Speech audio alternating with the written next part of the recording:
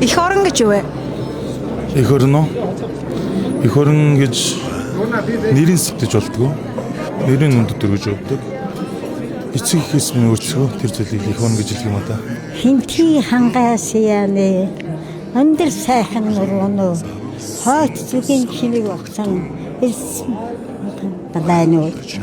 Миний сайхан хөвсгөл усбойрын гүн тэнхэр нуруу хүн малын ундаарсан хайрын бүр туснаа.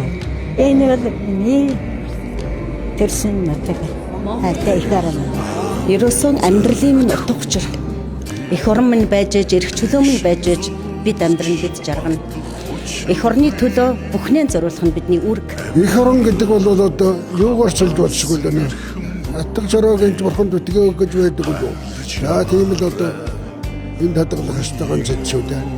Атга жаргыг жаддаж болохгүй, ширхэг шодуулж явуулж болохгүй. Тийм сайхан эх орон гэдэг. Миний хувьд эх орон гэж газар шороноос эхлээд намайг тойрон хүрээсэн бүх хатан шавь нарын бүх хамтар зэгстэй бүгдээрээ эх орон юм да. За эх орон гэдэг бол одоо бараг өөрөөсөө эхлэндээ тэгээд нутаг орон за тэгээд өшөө сайжлах юм бол өрөнгөрөөтэй их юм Монгол улсаатан бидний одоо байгаа нутаг энэ бүхэн эх оронд багтах хаа гэж би ойлгож явдаг юм аа.